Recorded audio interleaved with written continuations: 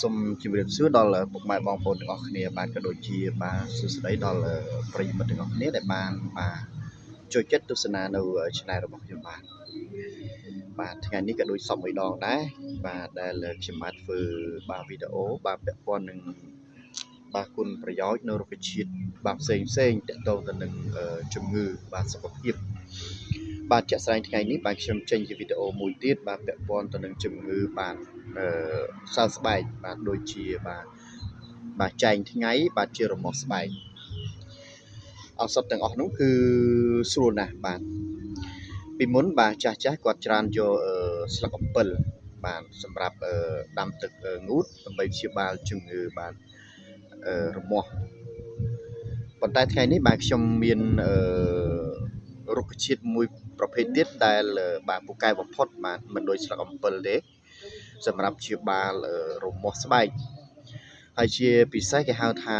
ជំងឺចែងថ្ងៃបាទបងប្អូនស្គាល់ហើយចែងថ្ងៃឬក៏បងប្អូនថាស្រែងថ្ងៃហ្នឹងហើយអញ្ចឹងរុក្ខជាតិមួយហ្នឹងគឺពូកែបំផុតបាទសម្រាប់បាទជំងឺសើស្បែកបាទដូចជាចែងថ្ងៃឬក៏ស្រែងថ្ងៃហ្នឹងបាទហើយរុក្ខជាតិប្រភេទហ្នឹងបងប្អូនឃើញនៅពីខាងក្រោយខ្ញុំនេះបាទវាគឺជាដើមបាទជាហូបផ្លែបាទជាហូបផ្លែបងប្អូន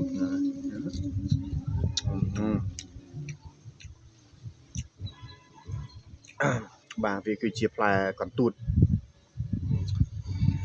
ដើមកន្ទួតបងប្អូនអញ្ចឹងដើមកន្ទួតនេះបាទពូកែមែនតែនពាក់ព័ន្ធទៅរឿងបាទជំងឺសើស្បែកបាទចែងថ្ងៃឬក៏ស្រែងថ្ងៃតាមតំបន់បាទ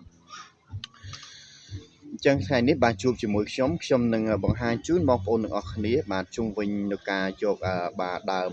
បាទកន្ទួតនេះបាទធ្វើជាឱសថបុរាណបាទអញ្ចឹងយើងបាទចូលបាទតាមដានទស្សនាទាំងអស់គ្នាបាទ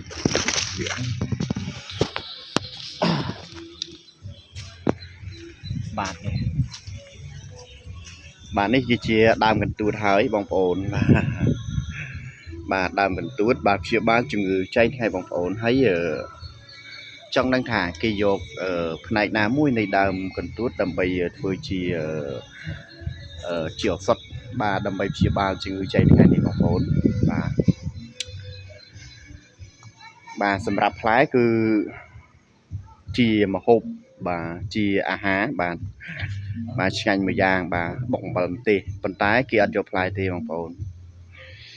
បាទដំបូងបាទគេយកស្លឹកវាបាទនេះបាទសម្រាប់ជំងឺរមាស់ស្បែកចែងថ្ងៃបាទគេយកស្លឹកបងប្អូនបាទនេះបាទស្លឹកនេះបាទគេយកស្លឹករួចគេយកឫសរបស់វាបាទយកឫសបងប្អូនណាបាទយកឫសថាខ្ញុំពវល់កាមេរ៉ាទៅមុខសិនបាទគឺគេជីកយកឫសអញ្ចឹងបងប្អូនគេជីកយកឫសវាបាទនេះឫសបាទអញ្ចឹងបងប្អូនយកឫសបាទឫសប្រហែលជា1គីឡូឫសបងប្អូនបាទនឹងឫសរបស់នេះបាទជាដើមកន្ទួតហ្នឹងហើយនេះបាទអញ្ចឹងបងប្អូនយកឫសប្រហែលជា1គីឡូណាបាទ1គីឡូនេះឫសរបស់វាប៉ុន្តែខ្ញុំមិនចាំបាច់កាប់យកទៅដើម្បីដាំទឹកទៀតនោះទេបាទបងប្អូនយល់ហ្នឹងហើយគ្រាន់តែប្រាប់ណាឱសថរុក្ខជាតិដែលស័ក្តិសិទ្ធិបំផុតបងប្អូនពីមុនគឺស្លឹកអំពិលប៉ុន្តែស្លឹកអំពិលបាទអត់ពូកែស័ក្តិសិទ្ធិដូចបាទឫសហើយនឹងស្លឹកកន្ទួតទេបងប្អូនហ្នឹងហើយអញ្ចឹងស្លឹកនិងឫសកន្ទួតពូកែមែនតែនសម្រាប់បាទកើតជំងឺសើស្បែកបាទចែងថ្ងៃបាទហើយឬក៏ស្រែងថ្ងៃហ្នឹងបាទរមាស់ស្បែកអីតិចតួចហ្នឹងបងប្អូនបាទផ្ដោតសំខាន់ទៅលើជំងឺចែងថ្ងៃស្រែងថ្ងៃបាទដែលកើតនៅលើស្បែកយើងហ្នឹងកន្ទួលរមាស់ពេញខ្លួនហ្នឹងបាទកាប់យកឫសអញ្ចឹងមកណាបងប្អូនបាទនេះប្រហែលជា1គីឡូឬក៏ចិត្ត1គីឡូបាទបូកនឹងស្លឹករបស់វាបាទស្លឹកនេះបាទស្លឹកវាបងប្អូនយកឲ្យច្រើនតិចដូចខ្ញុំកាច់ខាងដើមអញ្ចឹងណាបងប្អូនបាទ កាច់យកច្រើនតិចមកបាទមកកម្មាល់ធំមកបងប្អូនបានអញ្ចឹងបងប្អូនបានផ្នែកនៃរុក្ខជាតិបាទដើមកន្ទួតនេះទាំងពីរយ៉ាងនេះហើយបាទគឺបងប្អូនយកទៅដាំទឹកបាទដាំទឹកងូតហ្មងហើយយើងដាក់មួយច្រាំងធំមកហើយយើងលាយទឹកត្រជាក់បន្តិចបាទមកមុជបានបងប្អូនហ្នឹងហើយបងប្អូនមុជបាទមួយថ្ងៃ3ដងបាទបងប្អូនធ្វើបែបហ្នឹងតែបាទធ្វើបែបហ្នឹងតែ3ថ្ងៃមកបាទចែងថ្ងៃរបស់បងប្អូនត្រូវបាត់ហើយវាអត់សូវរមាស់ទេបងប្អូនតែបងប្អូនអត់យកហ្នឹងទេបងប្អូនរមាស់ស្គៀបបាននៅអត់បានទេហ្នឹងហើយអញ្ចឹងគុណសម្បត្តិនៃដើមកន្ទួតបាទក៏ជាផ្នែកមួយនៃរុក្ខជាតិបុរាណខ្មែរយើងដែរបាទអញ្ចឹងបច្ចេកវិទ្យាជាតិគឺវាពូកែបំផុតបាទទៅលើជំងឺបាទចែងថ្ងៃបាទឬក៏ស្រែងថ្ងៃហ្នឹងឯងបាទហើយផ្នែកដែលយកមកគឺស្លឹករបស់វាបាទនេះស្លឹករបស់វាបាទបូកនឹងឫសរបស់វាបាទហាមអត់ឲ្យផឹកទេបងប្អូនដោយសារឫសវាមានសារជាតិពុលបាទបើសិនជាយើងដាំហើយយើងយកទៅផឹកអីវាអាចពុលបានណាបងប្អូនបាទបើស្លឹកវាយើងហូបមិនអីទេបើថាឫសវាអាចហូបមានបញ្ហាស្លឹក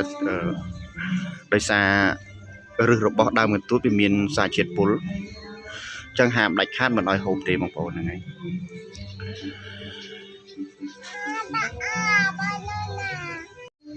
បាទជាចុងក្រោយបាទខ្ញុំអត់មានអីវែងឆ្ងាយទៀតទេបាទខ្ញុំមានតែបាទចែកជូននៅបទពិសោធន៍ខ្លះបាទជុំវិញបញ្ហាពាក់ព័ន្ធទៅនឹងរុក្ខជាតិជាឱសថមួយចំនួនដែលខ្ញុំបានដឹងបាទចង់ជម្រាបប្រាប់បងប្អូនតាមរយៈការធ្វើវីដេអូបាទតាក់ទងទៅនឹង YouTube បាទអញ្ចឹងបងប្អូនបាទមានចំណាប់អារម្មណ៍ឬក៏ចង់ដឹងនៅសពផ្សេងទៀតបាទរុក្ខជាតិផ្សេងទៀតបងប្អូនអាចបាទចូលទៅក្នុង Channel YouTube របស់ខ្ញុំបានហើយក៏សូមកុំភ្លេចជួយបាទចុច like បាទចុច subscribe និងមើលវីដេអូរបស់ខ្ញុំជាបន្តទៀតផងបាទអញ្ចឹងសូមអរគុណច្រើនហើយកុំភ្លេចបាទយើងចូលរួមបង្ការជំងឺ Covid ទាំងអស់គ្នាព្រោះឥឡូវនេះស្រុករបស់យើងបាទផ្ទុះ Covid ច្រើនអញ្ចឹងកុំភ្លេចបាទ3កុំ3ការពារហ្នឹងហើយបាទអញ្ចឹងយើង